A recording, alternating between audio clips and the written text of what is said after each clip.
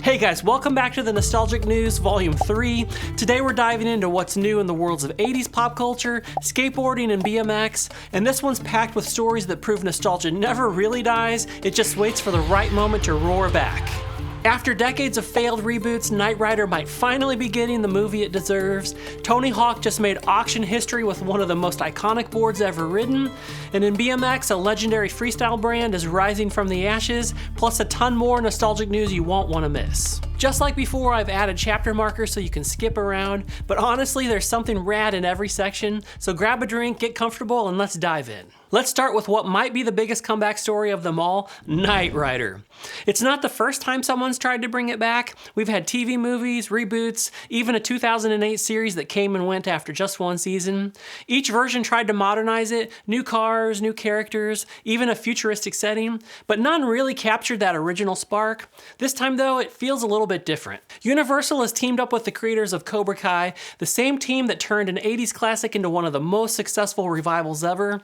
They've proven that they can honor nostalgia while still making it feel new. And with John Wick director David Leitch's production company involved, the action should be next level. Plot details are still under wraps, but if this team can bring the same mix of heart, humor, and horsepower that Cobra Kai nailed, we might finally get the Knight Rider movie we've been waiting decades for. And here's the part that's already got collectors buzzing. TOMY just launched a 1/10 scale KITT replica on backer kit. It's loaded with detail, functional lights, sound effects, that iconic red scanner. It's one of those collector pieces that makes you feel like a kid again, only this time you actually have the credit limit to buy it. After decades of waiting, Tron Ares finally hit theaters last weekend, and the reviews have been kind of mixed. I saw it yesterday, and honestly, I actually enjoyed it. The original Tron has always been one of my favorite movies, so it was just cool to see that world brought back to life again. It's not perfect, but it felt like a genuine continuation, and for a franchise that's been dormant for so long, that alone makes it worth celebrating. But either way, the Tron universe is glowing again, and collectors are taking notice. Hasbro just launched one of their most ambitious HasLab projects yet, the Tron Heroes of the Grid 3.75-inch collection set. It includes Flynn, Yori, Sark, and more, plus 2 light cycles that look like they rode straight out in 1982. The display base recreates the movie's glowing circuitry, giving off that perfect retro-futuristic vibe. It's stunning, but at nearly $300, it's definitely a premium nostalgia trip. It's gonna take more than Monopoly money to afford it. Oh wait, speaking of Monopoly, it's back. For the first time in nearly a decade, McDonald's Monopoly is returned, running now through November 2nd. If you grew up in the 80s or 90s, you remember peeling those little stickers off fries and drinks, trading them with friends, and holding out hope for Boardwalk or Park Place. It's fun to see that tradition make a comeback. Speaking of comebacks, M.A.S.K is back in action. The loyal subjects just announced Wave 2, and it's bringing some serious Saturday morning energy with it. Wave 1 is shipping this fall, so if you pre-ordered, get ready, those boxes are almost here. Wave 2, which is scheduled for early 2026, adds even more of the classics: Hurricane, Armored Assault Vehicle, Stealth Submarine Cycle, and Gator.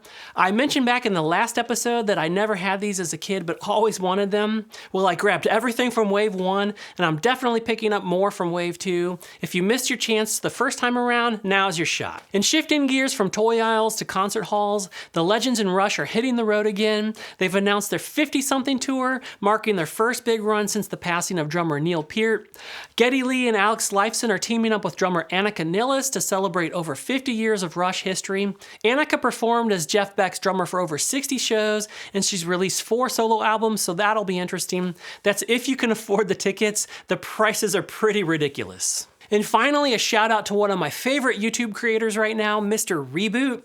If you haven't seen his channel, it's pure retro chaos in the best way possible. He rebuilds the homemade gadgets and weapons that we actually made as kids, or at least we tried to, with that perfect mix of creativity, humor, and nostalgia. He's like a modern day Obi-Wan for the current generation, keeping the spirit of our old school ingenuity alive. He just passed 1 million subscribers, and it's easy to see why. His videos capture that exact spirit of curiosity and creativity that defined growing up in the 80s and 90s.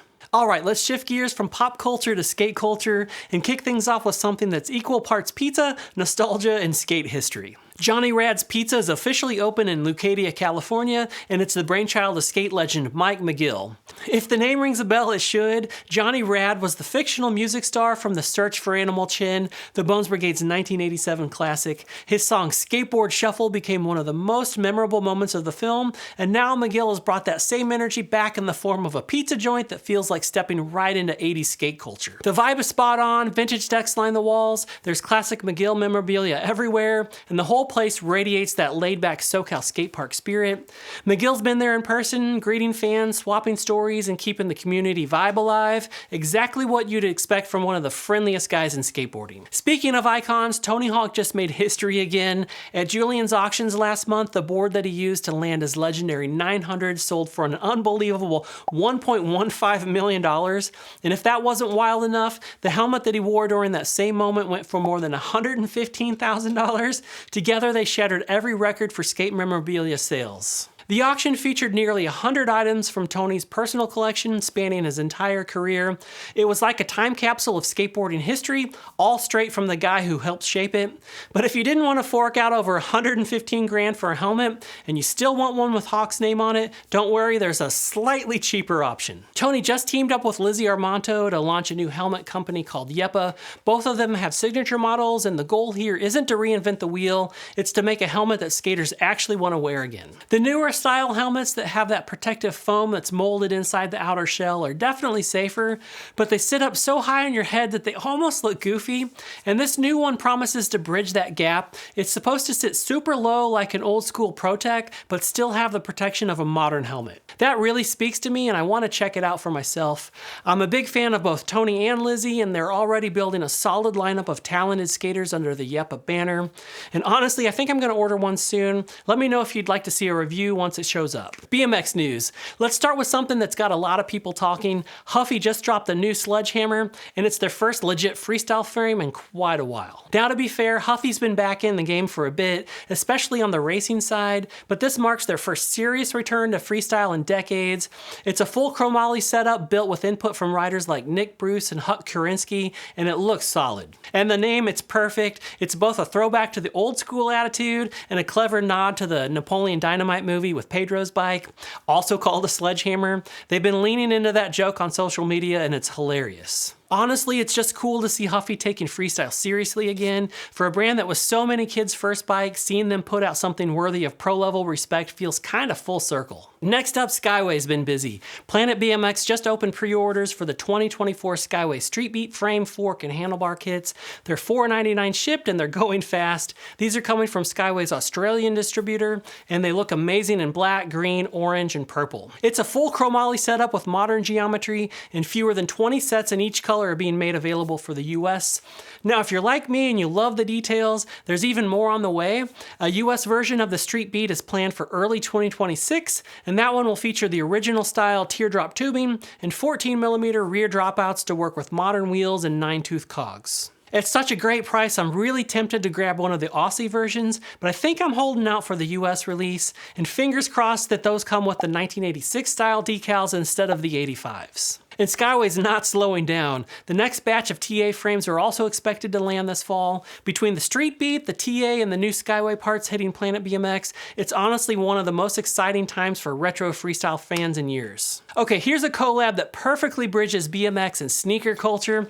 Odyssey just dropped their 40th anniversary collaboration with Vans. Odyssey has been a cornerstone of freestyle for decades, and partnering with Vans just makes sense. The shoes look sick, and they're built with BMX riding in mind. If you want a pair, don't sleep on this because these anniversary collabs tend to sell out fast. And here's something that sounds absolutely ridiculous. SE Bikes just released the Colossal Ripper in a 32-inch size. Yeah, you read that right, 32 inches. I don't even know who this is for, but I kind of love that it exists. SE Bikes has always been about pushing boundaries and having fun, and the Colossal Ripper is a proof that they're still doing exactly that. And speaking of legendary comebacks, Wilkerson Airlines is officially taking flight again. Ron Wilkerson just announced a USA-made reissue of the Wall Riot frame, fork, and bash guard set. And this isn't just another retro drop. Only 150 sets will be made, and they're being welded by the same builder who made every single original Riot back in the day. That's just totally awesome. Pre-orders and color options should go live any day now on 2hip.com once the site relaunches.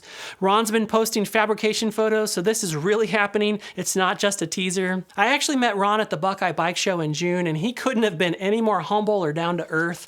He mentioned this project was in the works back then, so it's awesome to see it coming together. And each order will even include a signed and framed photo of one of his perfect runs in the Man Bowl at Lake Cunningham, a really cool touch for collectors. All right, before we wrap up, a quick personal update. We hit 10,000 subscribers back in September, and we've already grown to over 11,300 here in October. That's insane, and I can't thank you enough for being part of this journey. To celebrate, I've got new shirts available on the Nostalgic Neighborhood website, and I recently added stickers too. If you want to support the channel and help make future road trips, event coverage, and deep dive videos possible, picking up some merch really does help make a difference. I'll drop the link in the description. Thanks so much for hanging out with me for Volume 3 of the Nostalgic News. If you enjoyed it, hit the like button, subscribe if you haven't already, and drop a comment if there's something cool I missed. I love hearing from you guys, and your tips might just show up in the next episode.